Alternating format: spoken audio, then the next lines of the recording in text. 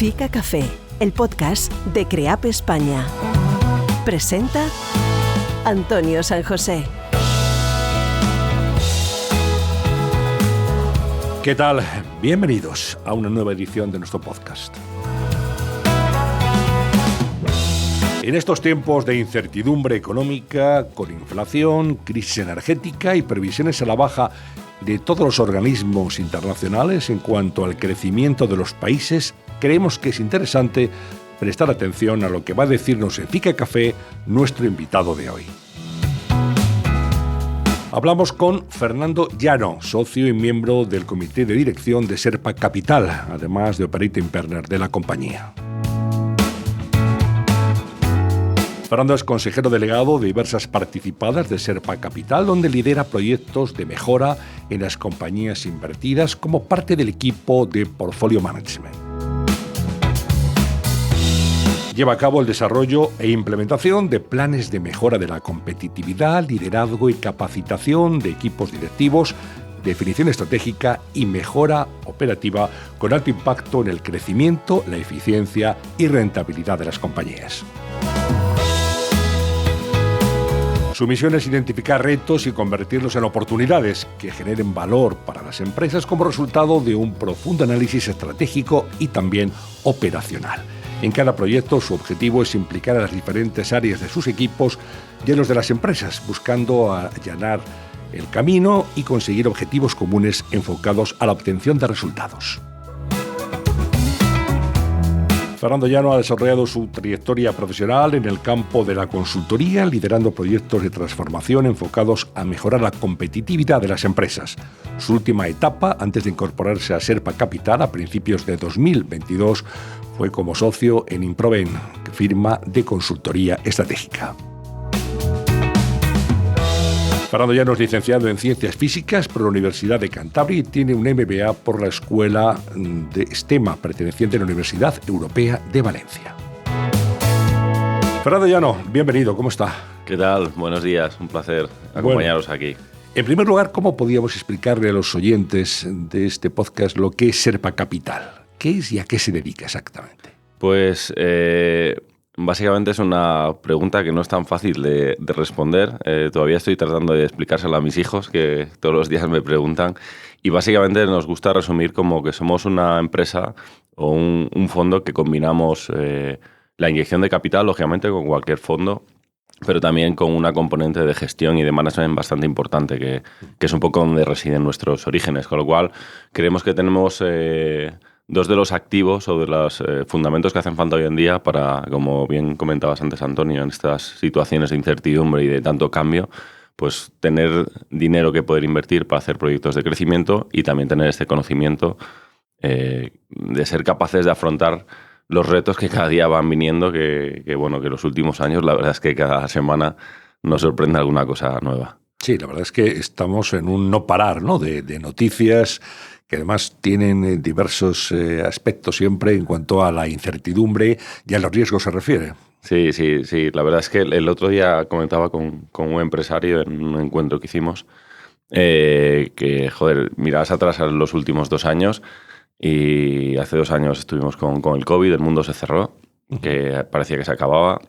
Y ha ido pasando todo y la verdad es que hoy casi ni nos acordamos. Este fin de semana salían noticias de lo que está pasando en China y que hasta los propios chinos están protestando por lo que está pasando con el COVID. Y hoy nosotros, pues después de la energía, de las materias primas, de los costes logísticos, la verdad es que el COVID casi que parece que fue de la época de la televisión en blanco y negro. Y yo creo que es un ejemplo de lo que nos toca vivir todos los días en la vida y en las empresas que tenemos. Sí, pero fíjate, Fernando, el COVID, que fue una disrupción absoluta en la sociedad y en los mercados. ¿De qué manera, no? Y en las industrias. Hace 3 años de eso, no llega todavía.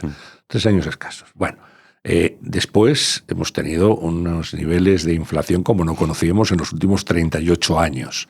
Una inflación galopante que afecta a todos los aspectos de la vida cotidiana. Está afectando a las hipotecas y está afectando a la alimentación y a la electricidad y al gas, la crisis energética, la guerra de Ucrania. En fin, estamos en una época donde parece, no sé si estás de acuerdo, que el único principio indubitado es el principio de incertidumbre, porque todos los demás, en fin, a ver dónde están, ¿no? Totalmente de acuerdo. A nosotros nos gusta decir que a veces utilizamos la frase que lo único que no cambia es el cambio. Yo creo que son los tiempos de esta incertidumbre y ese saber o levantarte casi cada día o cada semana y estar acostumbrado a que hay algo que ocurre que rompe un poco el plan que teníamos del día, de la semana o de la compañía. Y yo creo que esto en Sherpa hemos sido capaces de, quizás por nuestro background y un poco nuestra experiencia, de saber vivir en esta ola que estamos surfeando y que, como toda ola, pues no es matemática y va cambiando. Yo creo que es una de las claves hoy en el mundo empresarial, es el ser lo más adaptables posibles a lo que nos viene ocurriendo, porque hoy lo de las bolas, yo creo que nunca han funcionado las bolas de cristal, pero hoy en día, si intentas adivinar lo que va a pasar los próximos 3 meses, ya es imposible. Solo podemos predecir el pasado, porque lo que es el futuro resulta muy complicado, ¿verdad? Y a veces el pasado también hasta nos cuesta, o sea que totalmente de acuerdo. Hay una pregunta que se están haciendo seguro, todos los oyentes de este programa, que dirán, vamos a ver, pero en este momento acabáis de decir que hay guerra, la inflación, la disrupción, los efectos del COVID que todavía pues se mantienen, tal. Bueno, en este momento ¿se puede invertir? ¿Es sensato invertir? ¿Es un momento adecuado para hacerlo? Yo creo que a lo largo y volviendo a coger la bola de cristal del pasado, yo creo que siempre ha habido épocas buenas para invertir. Y siempre se ha invertido y yo creo que se seguirá invirtiendo. Lo que hay que saber muy bien es en qué se invierte en cada momento. Y yo creo que hoy en día, pues los activos fijos de inversión que te aseguraban ciertas cosas, pues cada vez son menores. Y nosotros, y un poco de donde nacemos, creemos que en el mundo del private equity ocurre lo mismo. Es decir, hoy en día invertir en una compañía de un sector X que parece que va muy bien, sin meter el conocimiento y toda la experiencia en gestión que creo que tenemos nosotros, pues tiene un alto riesgo porque todos los sectores están abocados al cambio. Lo decías bien antes, el COVID hizo que cambiaran muchas formas de hábitos de consumo, de vida. Empresas que iban muy bien de repente se cayeron. A nosotros nos ha ocurrido, empresas que iban muy bien y por ejemplo, tenemos una compañía de coworkings, oficinas flexibles, que iba en rampa muy bien y de repente pues desapareció el negocio. Entonces, claro, ante eso, ¿qué puedes hacer? Bueno, pues nosotros es pelear todos los días, tratar de aprender de otros sectores, de los diferentes sectores que tenemos, aplicar nuestro método de trabajo y nuestra metodología y ir capeando el temporal según viene, porque esto yo creo que todavía van a seguir viniendo. ¿Se nota algo de recuperación en este sector, por ejemplo, del coworking, que puede ser representativo de lo que ocurrió con el COVID? Sí. Es verdad que hay diferentes niveles. Nosotros, de nuestro portfolio, que es muy amplio y diverso, yo creo que es parte de las ventajas que tenemos. Hay varias compañías, pero especialmente dos, una del sector de coworking, otra de centros deportivos, de gimnasios, donde bueno, el COVID fue un bazazo brutal porque básicamente se cerró. De hecho, si recordamos, en la época del COVID se hablaba que iban a desaparecer las oficinas. O sea, parte de los gurús que existen por ahí siempre, que está bien, pero que yo creo que nadie tiene la vara o la varita mágica, se decía que iba a desaparecer. La realidad es que hoy, bueno, nosotros hemos pasado una buena travesía del desierto, pero yo creo que hoy estamos bien enfocados y se va recuperando. La pregunta es, ¿llegaremos a niveles de los que había antes y un sector que está en crecimiento? Nosotros creemos que sí. ¿Y cuándo? ¿Cuándo? Esa es la otra pregunta. Por ejemplo, los centros deportivos, estamos ya a niveles por encima del 80 y tantos % del nivel de usuarios que había en el pre-COVID, con algún centro deportivo que incluso está ya a niveles pre-COVID. Pero bueno, nosotros creemos que todavía nos queda un año y pico, pero cuando ya esto estaba trabajado, estaba bien, por ejemplo, en este sector, en enero, febrero, guerra de Ucrania, los suministros, que tienen un coste brutal para nosotros, porque tenemos piscinas climatizadas, spas, etcétera, etcétera, pues el gas y la electricidad, podéis imaginar lo que supone. Y ahora aparece la inflación, con lo cual nadie sabe cómo se va a comportar el consumidor, si se va a quitar de la cesta de la compra el gimnasio, o se va a quitar o rebajar o ir menos al restaurante, o bueno, hay hipótesis, pero nosotros trabajamos con todos los escenarios y vamos a ver de qué forma ¿Se empieza a notar esa retracción del consumo o no todavía, o no con gran intensidad? Nosotros, es una de las grandes preguntas y en nuestro comité de gestión, de coordinación que tenemos interno, hacemos ciertos o manejamos ciertos indicadores reales de todas nuestras compañías. A día de hoy, nosotros todavía no acabamos de ver el efecto económico de esa bajada, pero sí que empieza a haber indicios. De hecho, clientes que venden al canal, retailers de alimentación, supermercados, etcétera, etcétera, la parte económica todavía no se ve muy baja porque también hay una inflación muy alta, pero se empieza a ver que el hábito empieza a cambiar. El usuario o el consumidor gasta lo mismo en el supermercado, pero va menos veces a comprar al supermercado y compra menos productos. Se sigue gastando el mismo ticket, pero comprando menos productos. Con lo cual, entendemos que eso probablemente después de las Navidades tenga un efecto que se vea más un poco el bajón y sea un poquito más grises el enero y febrero sea un poquito más gris. Pero bueno, tampoco lo sabemos. Fernando, vosotros decís que en Serpa Capital tenéis un modelo propio de gestión. ¿Cuál es? Básicamente lo que hablábamos al principio, nosotros al venir del mundo de la gestión, no tanto del mundo financiero, ese ADN lo tenemos muy integrado. Evidentemente estamos en un mundo financiero, somos un fondo de private equity en el cual gestionamos inversión, gestionamos dinero de nuestros inversores para sacar una rentabilidad. Lo que hemos visto es que en España hay un rango de compañías que es probablemente el más voluminoso, en el cual además de necesitar inversiones para crecer, para hacer nuevos proyectos de crecimiento, porque el tamaño medio de las compañías españolas es muy bajo, una pyme española es 4 veces más pequeña que una pyme alemana, con lo cual tenemos un reto importante con el tamaño, hace falta inversión, pero además de ese tipo de compañías muchas veces necesitan mejores prácticas de gestión, hace falta ayudar a construir un equipo directivo nuevo que sea capaz de aportar nuevos retos, hace falta digitalizar la compañía, hace falta cambiar los procesos dentro de la compañía. Entonces nosotros esta parte, en lugar de subcontratarlo o dejar que el equipo directivo lo haga, lo trabajamos de forma conjunta. Y esa es un poco nuestra metodología, en la cual, junto con el equipo directivo de la compañía, hacemos todo lo que es la gestión del cambio. ¿Qué ganamos con eso?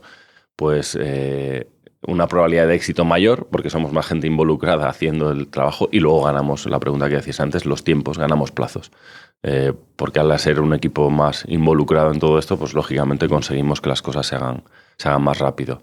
Y también en estos tiempos en los que vivimos, pues somos más gente y más personas con experiencia capaces de detectar estos cambios que aparecen para ser ágiles y cambiar el rumbo de ciertas decisiones, pues porque el entorno ha cambiado. Entonces, hoy en día esto yo creo que es un valor fundamental, el ser rápido, ágil a enfrentarte a los retos que te vienen. Hay que adaptarse, ¿no?, a cada situación y a cada momento, que es muy cambiante. ¿Qué tipología de inversores tenéis en Serpa Capital? Pues nuestros inversores son muy variopintos. Tenemos desde inversores nacionales, family office, gente empresaria que diversifica en sus inversiones, tiene sus partes de real estate o lo que quiera invertir, también una parte en private equity, y luego sobre todo en nuestros últimos fondos cada vez hay un porcentaje más de fondos institucionales, europeos, fondos de fondos o gente que viene más del mundo de seguros, pensiones, etcétera, etcétera. O sea, que muy amplio, ¿no? Muy amplio. Muchos tipos de inversores. Y al tener tantos tipos también nos obliga a adaptar ciertos mensajes y comunicación, porque cada uno de ellos necesita información y comunicación un poco diferente y personalizada. 10 años de experiencia y más de 35 profesionales forman parte de Serpa Capital. ¿Cuál es el balance de vuestras inversiones hasta ahora? ¿Qué track record podéis ofrecer? Pues al final yo creo que el balance en estos 10 años, cada nuevo fondo que hemos ido lanzando hemos conseguido el aumentar el tamaño de inversión. Yo creo que ese es el principal track record, en el cual nuestros inversores han seguido confiando en nosotros y nuevos inversores se han ido acercando al modelo de negocio que les encaja. Es verdad que son gente que maneja diferentes tipos de inversiones, que buscan también gente que sepa o players que seamos capaces de gestionar sus inversiones con riesgos diferentes y hacen su mix. Y yo creo que nuestros inversores están bastante satisfechos y por eso cada vez han ido confiando en los nuevos fondos que hemos ido lanzando, porque en estos 10 años hemos lanzado 4 fondos. Ahora mismo en fase de inversión tenemos 2 fondos, uno de Private Equity, que fue nuestro primer fondo de growth. Hace 3 años lanzamos, y otro de situaciones más complicadas que se lanzó hace 2 años. ¿Con niveles de riesgo diferentes? Sí, dentro de nuestra propuesta de valor y nuestro enfoque, nuestro fondo de Special Situations, que llamamos, que es más para situaciones de distress, pues lógicamente el nivel de riesgo es más elevado. También el nivel de rentabilidad que ofrecemos, lógicamente, es mayor. Todo en la inversión va acorde así. Pero bueno, yo creo que ahí tenemos un track record muy importante, y por suerte con nuestra historia, en nuestro track record, hemos conseguido tener bastante éxito en todo este tipo de situaciones, con lo cual el riesgo, yo creo que nuestros inversores ven que en este tipo de situaciones con nosotros es bastante inferior, precisamente por este modelo que hablábamos antes de involucrarnos desde el primer día en la gestión de la compañía. En torno a 500 millones de euros de activos bajo gestión. Sí. A lo largo de esta historia, pues bueno, hemos ido lanzando, hemos ido adquiriendo compañías en los diferentes fondos. Ahora estamos en 2 fondos activos en fase de inversión, en torno a unos 300 millones en inversión ahora, más las compañías y el bar de compañías que nos quedan todavía de fondos anteriores, que estamos en fase ya de fase de salida, en la mayor parte de ellas. ¿Busquéis compañías para invertir con una característica determinada, o en este sentido sois más eclécticos? Nosotros, más allá de, lógicamente, algo que se mira siempre en este mundo, es qué rentabilidad potencial puede sacar, nuestro enfoque y forma de trabajo y lo que hemos venido comentando encaja mucho más en compañías donde se les ve un reto importante. Yo creo que nuestro equipo de inversión, trabajando en equipo con el equipo de gestión, somos capaces de ver compañías con altos retos y retos de gestión. Y ahí es donde nosotros podemos aportar mucho más, precisamente porque esos 35 profesionales, más de la mitad o en torno a la mitad, es un equipo de gestión que es poco habitual en el mundo de Private Equity. Hay 17 personas o 18 personas que estamos dedicados a ayudar a las compañías a gestionar, que estamos prácticamente de lunes a viernes en nuestras participadas trabajando con el equipo de dirección de la propia compañía, con lo cual buscamos empresas donde haya un reto importante, y entonces metiéndole más madera de gestión y de talento en esa parte, que podamos lograr ese reto. En cuanto al tipo de sectores, como hemos ido comentando, tenemos de todo tipo de sectores. Sí que estamos muy enfocados al tamaño de la pyme española, para ayudar a las empresas a profesionalizarse y a ganar tamaño, pero bueno, tocamos todo tipo de sectores que tengan un reto claro y evidente que podamos ayudar en él. Escuchas Fica Café, el podcast de CREAP España. Si os preguntan, Fernando, cuál es la aportación de Serpa Capital al tejido empresarial de España y cuál es el papel dentro de la industria de capital privado, ¿qué contestarías? Esto yo creo es de las cosas que nos sentimos más orgullosos en la casa, y al final nosotros nacimos en la crisis financiera, no sé si la anterior, la hace 2, pero bueno, en el 2010. Si recordamos, aquella época fue la primera gran crisis en muchos años, y nacimos de un modelo que estaba muy enfocado a ayudar a compañías que estaban prácticamente en concurso de acreedores, muchas en fases de liquidaciones, y conseguimos salvar un montón de compañías, puestos de trabajo, y así es como nace realmente Serpa. Probablemente nacimos en las situaciones más complicadas, lo hicimos bien, y gracias a eso yo creo que es donde empieza a cimentarse el éxito del fondo. Entonces, de lo que nos sentimos más orgullosos es pues que hemos comprado muchas compañías en situaciones de quiebra y de liquidación, y gracias a eso hemos querido salvar esos puestos de trabajo, esas compañías, y hemos ayudado a crecer esas compañías y crear nuevos puestos de trabajo. Y eso al final, cuando te vas a dormir, es de las cosas que, ese propósito que muchas veces se busca, pues bueno, esto es un trabajo, se busca rentabilidad, pero cuando estás viviendo con esa gente allí, con esas familias,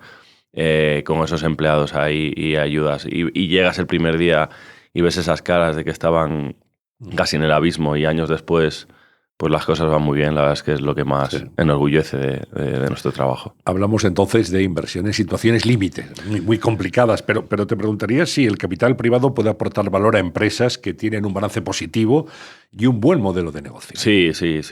Nosotros nacimos en el otro modelo. Como hemos comentado ahora, nuestros dos primeros fondos estaban muy enfocados a eso. Luego lanzamos uno de growth, de private equity, en el cual muchas veces nosotros en la casa hablamos de que una empresa que está con buen balance y buena situación, con una mala gestión o con necesidades de gestión y a veces de capital, si pasa mucho tiempo así, puede llegar a ser una empresa en situaciones complicadas. Entonces, básicamente, muchas veces la diferencia está en el tiempo en el que puedes invertir. Nosotros en el fondo de private equity creo que tenemos seis compañías adquiridas en las cuales estamos teniendo buenos retornos. Todavía no hemos vendido ninguna de ellas, alguna está ya en fase final y en todas ellas estamos aportando el mismo valor. Es verdad que vives mucho más tranquilo y a los que estamos en el día a día de la gestión y estamos analizando las cosas, es mucho mejor vivir así, que no te aprieta la caja y ni están llamando los proveedores todos los días o las nóminas que hay que pagar porque tienes cierta liquidez, que la situación sea más de estrés. Pero básicamente nuestro enfoque de trabajo es el mismo, es gestión del cambio, profesionalizar los equipos, los procesos, entender cuál es la propuesta de valor de esa compañía en el mercado y a partir de ahí ayudar a crecer. Tú eres el director de operaciones, el operating partner de la compañía. ¿Cuál es un poco tu día a día? ¿A qué te enfocas más en tu tiempo? Nosotros hemos ido evolucionando y básicamente tenemos una figura que es esta del operating partner, en el que somos 3 operating partners en la casa, que básicamente nos repartimos todas las participadas, llevamos 5 o 6 compañías cada uno, con un equipo propio que tenemos, y básicamente nuestro día a día es velar porque lo que hemos definido en el plan de negocio y estratégico de cada participada se cumpla. Y como el mundo es tan cambiante, pues tenemos que estar muy en ese día a día. Nuestro día a día, como os decía antes, del equipo de que estamos en gestión, es estar casi de lunes a jueves en las participadas, un día en Galicia, otro día en Reus, otro día en Murcia, porque creemos que las cosas se viven. Para saber lo que ocurre tienes que estar donde se viven las cosas. Y eso es la compañía. Ser casi un partner, ¿no?, de esa compañía donde Totalmente. Vives allí, te vas a comer con el equipo directivo, como uno más del equipo, y así es donde entiendes qué cosas ocurren. Y luego también donde realmente creamos un equipo. Nosotros entendemos que ser partner no es ser alguien que dirigimos desde nuestra oficina de Serrano con los números, lo que ocurre ahí, sino necesitamos estar ahí. También vuelvo a enlazar, por nuestra experiencia, nuestra vivencia y lo que nos gusta. Para nosotros es muy importante hacer cosas que nos gustan y nos gusta más estar en los sitios, montando una convención con un cliente, haciendo las cosas que pasan todos los días en cualquier compañía en España y en el resto del mundo. Pisando el terreno. Pisando el terreno, totalmente. ¿Y cuáles son las previsiones que tenéis en el sector a medio plazo, dentro de tal y como están las cosas y de las pocas previsiones que seguramente nos atrevemos todos a hacer, ¿no? Pero ¿en qué se va a enfocar o vamos a continuar enfocándose una empresa como la tuya? Nosotros, sin tratar de tener una bola de cristal, pero bueno, nosotros creemos que tenemos un hueco importante en el sector.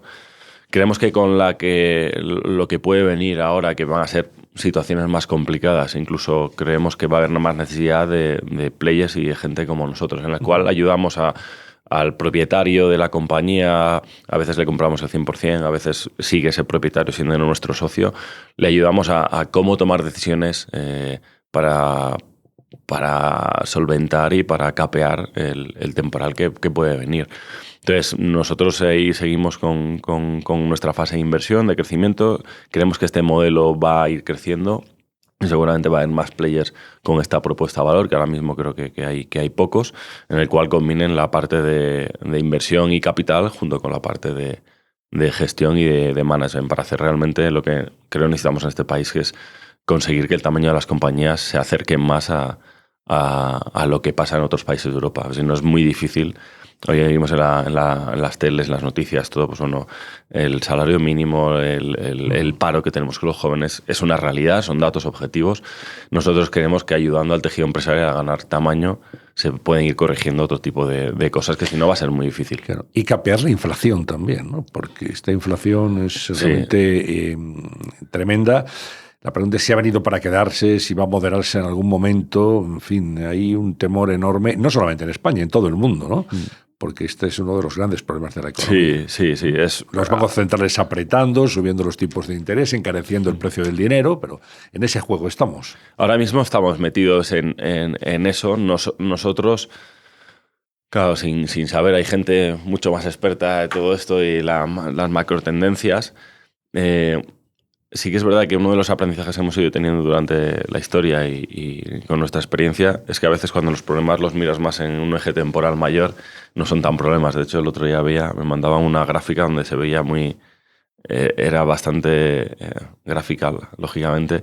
Se veía, que los problemas cuando los ves muy de cerca parecen que es una piedra enorme y cuando la ves un poquito más de lejos con perspectiva, lo que era un problema pues no lo es tanto. Hay que tomar distancia. Y yo creo que estamos en un mundo en el cual el día a día es todo noticiable y se hacen problemas a veces más grandes de lo que son. La inflación ahí está y nos está afectando, nos va a seguir afectando. No sé de qué forma se puede corregir. Lo que sí sabemos nosotros es que en nuestras participadas lo que tenemos que hacer es capearlo de la mejor forma posible. Y hasta ahora yo creo que hemos ido tomando decisiones en cada una de las compañías que ayudan a enfrentarse a esto. Y es verdad que hay un reto importante en las administraciones y quienes toman decisiones en el cual el equilibrio entre capear la inflación y capear la recesión, pues las decisiones que tomas van a ser bastante relevantes. Por desgracia, creo que en la mayor parte de la humanidad podemos hacer poco en eso y esas decisiones sabemos todos cómo se toman.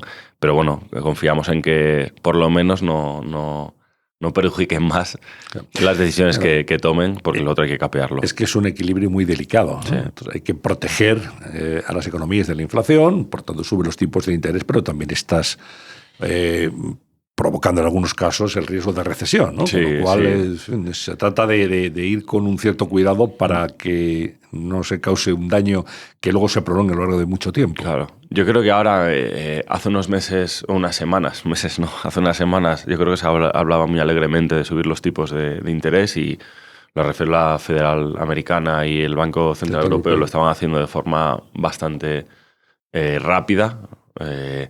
La noticia de la última semana yo creo que empiezan a recular un poquito y de hecho ya el Banco Central Europeo decía que ya la subida de Navidad no iba a ser 75 puntos básicos. Yo creo que empiezan a trabajar con ese equilibrio porque saben que una recesión puede ser letal con la mezcla de inflación que tenemos, pero es verdad que no sé cuál puede ser la fórmula secreta y sí que es verdad que hay una parte de mercados que creo que van a ir llegando ahí un poco a cierta normalidad. Ha pasado con otras cosas, ha pasado con los transportes, ha pasado con toda la parte de China. Nosotros tenemos compañías que traemos cosas de China y fletes, y el flete en las últimas 4 semanas, 5, ha bajado de $12.000 a 2.700.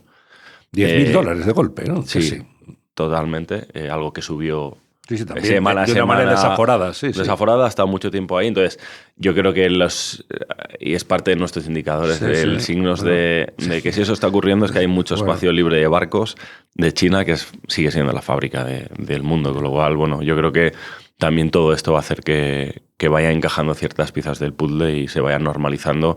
Pues yo creo que después del COVID hemos ido dando bandazos de falta de consumo, de repente la demanda se explotaba, aumento de materias primas, escasez de materias primas, algunas reales y otras no tanto, pero que parecían que estaban, entonces todo se inflacionaba. Y yo, como soy optimista por naturaleza, yo creo que en los próximos meses todo esto empezará a ajustarse un poquito. Hay que serlo, sí. Luego está el factor, antes lo citabas, en cómo afectaba a las empresas participadas por Sepa Capital la crisis energética, ¿no? Que evidentemente afecta mucho a la industria. No solamente a los particulares, también a las industrias. Afecta a todos, a los particulares. Está claro, lo vivimos todos los días. Todos los meses en el recibo de la luz. Sí. Del gas. Sí. De forma brutal. Encima seguimos sin entender, yo creo, lo que es una factura. Ha pasado siempre. Pero seguimos entre el tope del gas, no sé qué, no entendemos.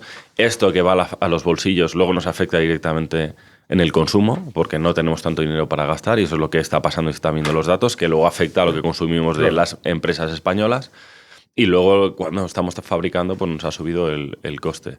Entonces, es verdad que la capacidad de reacción en esta parte ha sido bastante limitada, porque por desgracia estamos en manos de regulaciones y de ciertos lobbies que luego es muy difícil para que una pyme española pueda gestionar y pueda tener cierto rédito. Entonces ahí, bueno, más allá de las... Yo creo que todos nos hemos puesto como locos a poner placas solares en los techos de nuestras empresas, que eso va a venir muy bien para el futuro. Aunque a corto plazo tampoco ha sido tan bueno, vamos a ir viendo y nosotros creemos también que con la parte de consumo que va a venir también un poco se aligerará el tema de la electricidad. De hecho, con el gas ya se ha empezado a ver cosas, que es un poco más paradójico, pero en teoría es el principal problema. Y hoy nosotros en nuestras compañías estamos en mejor situación con el gas que hace 5 meses. Bueno, nos estás dando noticias, por lo menos, no sé si optimistas, pero sí esperanzadoras, Fernando. Lo cual es muy de agradecer en este momento, que alguien diga, hombre, estamos mal, pero, en fin, tampoco la catástrofe parece que se va a hacer ni sobre nuestras cabezas de inmediato, ¿no? Hay algún atisbo que nos permite alumbrar esperanzas. Siempre hay que verlo así, si no, nosotros creemos que la cabeza es muy importante y tenemos que tenerla en sentido positivo, si no ya ni sales de la cama los lunes por la mañana. Compartirás que la economía es un estado de ánimo también, aparte de muchas otras cosas, ¿no? Totalmente. Yo creo que casi todo influye. Y parte de nuestra experiencia en las compañías es eso. Al principio nos dedicamos mucho tiempo a estar con la gente para insuflar un proyecto común, ilusión, y ves que cuando eso empieza a funcionar, las cosas salen mejor. Y a veces es por suerte, pero como decimos siempre, la suerte hay que buscarla y hacer bien las cosas, porque si no, cuando llega la suerte no te pilla, ¿no? Como aquel que decía que la inspiración te pille trabajando. Entonces, es verdad que, bueno, vuelvo a decir, después de los últimos años, que cada 3 meses parecía que se acababa el mundo, pues aquí seguimos y creo que hoy estamos mejor que hace 2 años, con lo cual yo creo que tenemos que seguir pensando de la misma forma. Aquí seguimos y por mucho tiempo, ¿no? Si Dios quiere. Seguro. Bueno, estamos terminando. Hay una cuestión que entonces parece claro. La renta variable continúa siendo una buena opción para invertir. Sí. Esta parte... Bueno, yo creo que en general y en el sector que estamos nosotros, también comparando con otros países europeos, yo creo que tiene que empezar a coger más tracción este tipo de inversión. Yo creo que la gente tiene que invertir y las grandes fortunas y quien tiene dinero para invertir en la bolsa, ya ha habido un boom con bolsa. De hecho, había 1000 cursos y gente hablando de bolsa y todos nos hemos hecho en algún momento medio expertos, que al final la realidad es que no. Luego, el último año ha habido mucha gente invirtiendo en blockchain y este tipo y todas las criptomonedas, bitcoins, etcétera, que se han ido probando cosas. Yo creo que hay fórmulas que llevan más tiempo existiendo, como todo el mundo del private equity, que creo que son fórmulas de inversión más seguras y con rentabilidades, evidentemente, en diferente tipo de compañías se puede invertir con diferente tipo de renta y de riesgo, pero creo que en España todavía falta divulgar este tipo de herramientas, tanto para la gente que quiere invertir como para la gente que es empresaria y está buscando soluciones de futuro para su compañía, porque estén cansados, porque quieran buscar nuevos retos, porque quieran crecer mucho más rápido y hace falta para eso acompañamiento tanto económico como de gestión y de equipo. Gente que no tiene clara su sucesión y en España hay muchísima empresa familiar y yo creo que esta herramienta, esta opción de trabajar con un private equity y hacerte socio del mismo para ayudar a crecer tu proyecto y que perdure, yo creo que hoy todavía no está encima de las mesas de los equipos directivos y más que los equipos directivos de los propietarios. Es una herramienta, yo creo que de éxito. En muchos países de Europa funciona, en Estados Unidos es una herramienta fundamental y aquí yo creo que también nos falta un poquito de divulgar. Pues es justamente lo que hemos tratado de hacer hoy, divulgar, hacer algo de pedagogía, de conocimiento acerca de esa visión de la inversión y de la actividad de su compañía que nos ha ofrecido Fernando Llano, socio y miembro del comité de dirección de Serpa Capital. Fernando Llano, que además es operating partner de la compañía y que nos ha dejado aquí pues una visión muy realista, pero que tiene algunos brotes que nos permiten atisbar, si no la primavera, sí un inicio por lo menos de una situación que ojalá vaya cambiando más temprano que tarde. Un placer, Fernando. Igualmente, muchas gracias. Nos interesa además conocer estas visiones que tienen que ver con la economía real, estar permanentemente al lado de las empresas con problemas, algunas, otras no tanto, pero intentando mejorar su competitividad, su cuenta de resultados. Así que muchas gracias. Un placer. Y hasta la próxima. Igualmente. A todos ustedes también, gracias por su atención, por haber escuchado este podcast de CREAP España, Fica Café. Hasta la próxima. Fica Café. Nos une la comunicación.